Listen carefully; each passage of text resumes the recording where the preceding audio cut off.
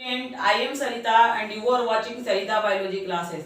Student, today we will discuss about genetic disorder. तो आज हम कुछ स्टूडेंट जेनेटिक डिसऑर्डर के बारे में जानेंगे जो बहुत ही इंपॉर्टेंट है आपके लिए और इससे सो मेनी क्वेश्चंस अराइज होते हैं, तो आप बहुत ही ध्यान से समझना। स्टूडेंट, अगर जेनेटिक डिसऑर्डर को अगर हम देखते हैं तो जेनेटिक डिसऑर्डर जो है टू टाइप्स का होता है, मेंडेलियन डिसऑर्डर और क्रोमोसोमल डिसऑर्डर। मेंडेलियन डिसऑर्डर क्या है? कॉज ड्यू टू अल्ट्रेशन और म्यूटेशन इन सिंगल जीन। अगर किसी सिंगल जीन में अल्ट्रेशन होता है या सिंगल जीन में म्यूटेशन होता है, यानी चेंजिंग होता है या डिलीशन होता है सिंगल जीन में, तो उसके कारण जो डिसऑर्डर होते हैं, उसके कारण जो एबनॉर्मलिटीज होती है किसी भी पर्सन के पास, उस तरह के एबनॉर्मलिटीज को हम कहते हैं मेंडेलियन डिसऑर्डर। जैसा कि हम पॉइंट म्यूटेशन, जब म्यूटेशन आपको पढ़ा रहे थे तो उस समय बताए भी थे कि पॉइंट म्यूटेशन के केस में क्या होता है, एक सिंगल जीन में अल्ट्रेशन यानी एडेनिन की जगह थायमिन आ गया या साइटोसिन की जगह गुआनिन आ गया, तो उसके कारण जो चेंजिंग हो गया पूरे डीएनए के सीक्वेंस में, जिसके कारण जो डिजीज हुआ वही डिजीज कहलाता है मेंडेलियन डिसऑर्डर। तो यहाँ पे वही मेंडेलियन डिसऑर्डर के बारे में हम कुछ जानेंगे स्टूडेंट कि किस तरह से कौन कौन मेंडेलियन डिसऑर्डर है जो हमें जानना है और उससे सो मेनी क्वेश्चन आपके एग्जाम में आएंगे।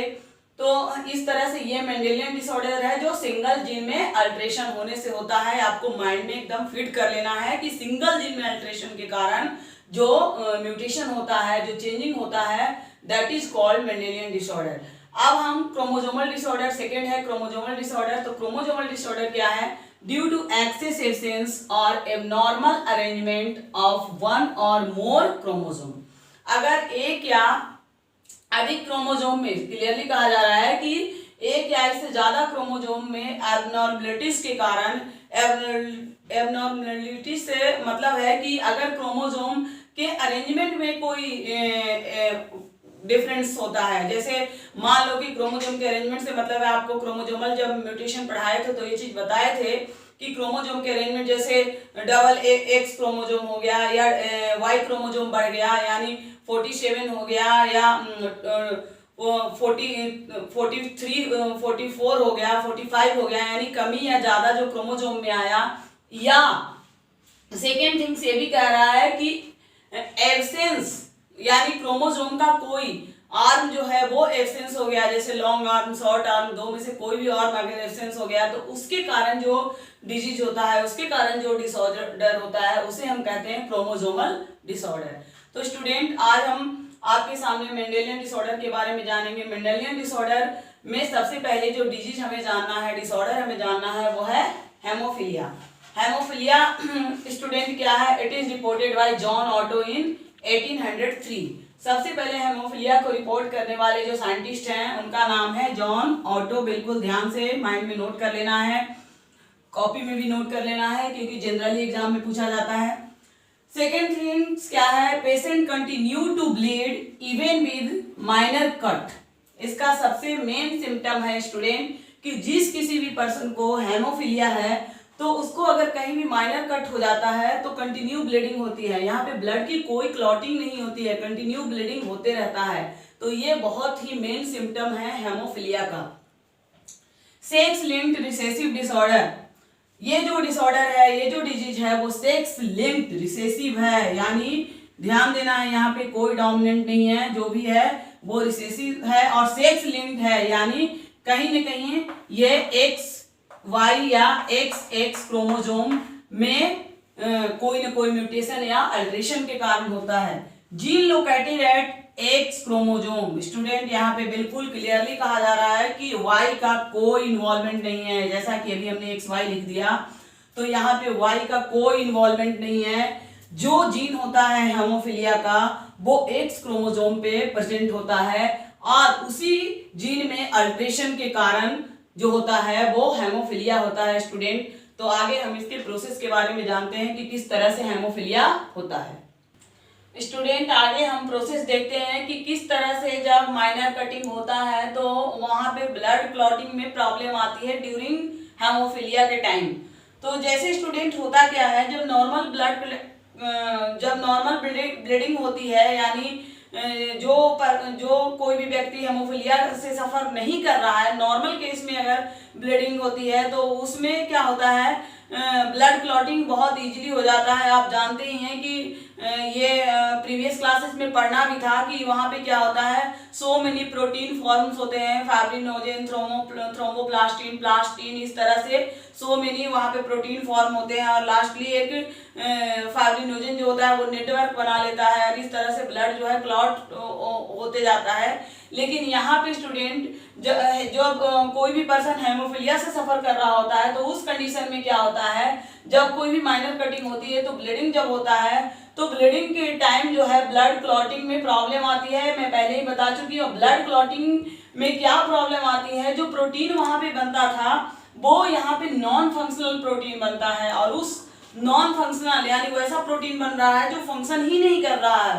तो उस तरह के प्रोटीन को हम कहते हैं कैस्केड ऑफ प्रोटीन। और वो जो कैस्केड ऑफ प्रोटीन है जिसमें क्लॉटिंग फैक्टर होता ही नहीं है, मतलब बिल्कुल क्लॉटिंग फैक्टर उसके पास नहीं होता है उस प्रोटीन के पास, तो इस स्थिति में क्या होता है कि ब्लड क्लॉटिंग यहाँ पे नहीं हो पाती है। तो ब्लड क्लॉटिंग नहीं हो पाता है तो कंटिन्यूअसली जो है ब्लीडिंग होते रहता है।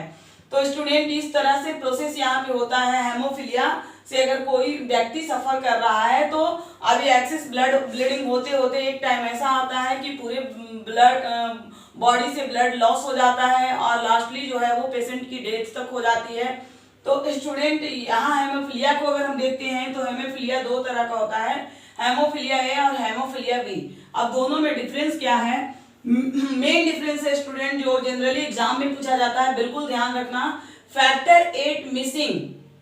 हेमोफीलिया ए के केस में क्या होता है, फैक्टर 8 मिसिंग होता है। यानी हम आपको बताए अभी कि सो मेनी प्रोटीन फॉर्म होता है ड्यूरिंग ब्लड क्लॉटिंग और उस वो जो प्रोटीन फॉर्म होता है उसमें 8 नंबर का जो प्रोटीन होता है वो मिस कर जाता है, वही 8 फैक्टर 8 मिसिंग कहा जा रहा है। यानी 8 नंबर का प्रोटीन मिस कर जाता है, नहीं हो बन पाता है और जिसके कारण ब्लड क्लॉटिंग नहीं हो पाती है।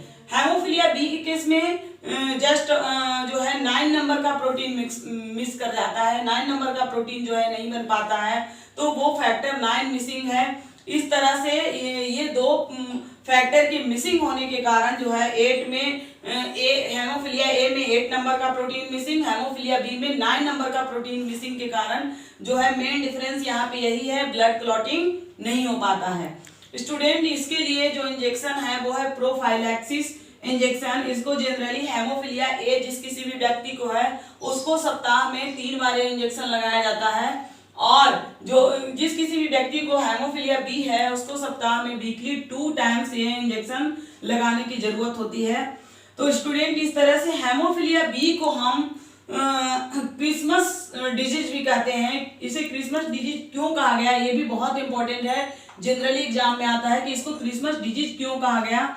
तो स्टेफन क्रिसमस ने इसको 1952 में फर्स्ट टाइम रिपोर्ट किए थे और इसलिए इसका नाम जो है हेमोफीलिया का नाम क्रिसमस डिजीज कहा गया। अब स्टूडेंट यहाँ पे हम देखते हैं कि हेमोफीलिया के केस में जो जीन का जो इनहेरिटेंस होता है वो किस तरह से होता है स्टूडेंट।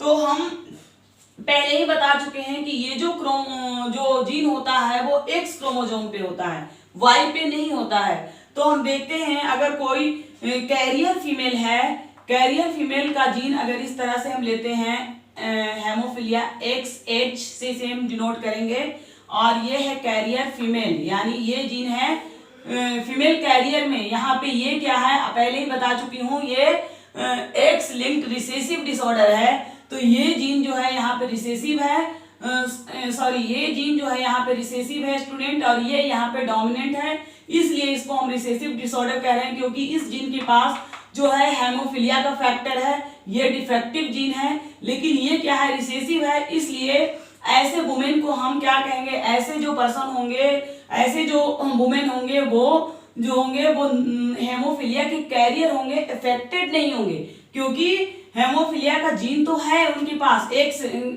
एक्स क्रोमोसोम पे, दूसरे पे नहीं है, लेकिन ये जीन जो है दूसरा जिस पे नहीं है वो डोमिनेंट है यहाँ पे और जिस पे है वो क्या है रिसेसिव है, इसलिए ये रिसेसिव फॉर्म है। और यहाँ पे ये जो वुमेन है वो अफेक्टेड नहीं है, ये कैरियर है, इनको कैरियर कहा जाएगा। अब हम स्टूडेंट मेल के केस में देखते हैं। ये है हमारा मेल के पास जो जीन है वो एक्स इफेक्टेड है, पहले ही क्लियर हो चुका है। अब इनको अगर हम क्रॉसिंग करवाते हैं तो हमारा क्या होता है, इस तरह से क्रॉसिंग हो रहा है आपके सामने। अब यहाँ पे बन रहा है क्या, इस तरह से बन रहा है स्टूडेंट। तो यहाँ पे हम देख रहे हैं कि अब हमारे पास ये 4 कंडीशन सामने आए प्रोजेनी का। तो ये 4 जीनोटाइप है यहाँ पे।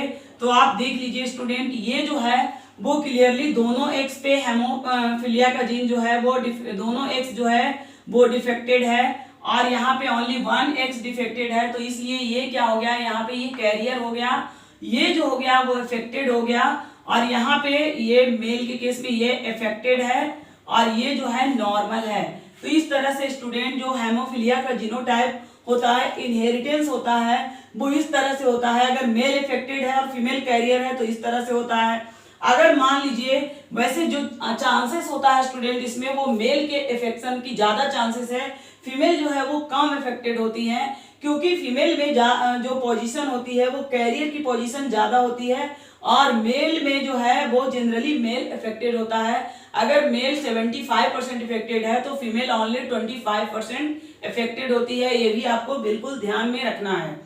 तो इस तरह से स्टूडेंट और भी इसके हम इनहेरिटेंस करवा सकते हैं। जैसे मान लीजिए कि यहाँ पे मेल इफेक्टेड है और फीमेल क्या है, फीमेल जो है वो नॉर्मल है, तो कंडीशन क्या होगा, तो इस कंडीशन में होगा ये कंडीशन बन रहा है हमारे पास, और यानी ये कंडीशन में क्या होगा, कोई इफेक्टेड नहीं हो रहा है स्टूडेंट। आपके सामने रिजल्ट है, देखिए ये दोनों जो है वो कैरियर फीमेल बन रही है, मेल जो है दोनों अनइफेक्टेड है। तो हम इसे कई तरह से इनहेरिटेंस करवा के देख सकते हैं कि इसको जीनोटाइप किस तरह से होता है, लेकिन जो मोस्ट प्रोबेबिलिटी जो हमें देखने को मिलता है वो ये देखने को मिलता है, और इस तरह से इसमें मेल ज्यादा इफेक्टेड होते हैं। तो स्टूडेंट हमें उम्मीद है कि ये टॉपिक आपको बिल्कुल क्लियर हो गया होगा कि हेमोफिलिया किस तरह से होता है और कैसे होता है। तो स्टूडेंट अगर आपको ये टॉपिक अच्छा लगा होगा, कंसेप्ट क्लियर हो गया होगा, तो please like my video, subscribe my channel and right comment in comment box. Thank you.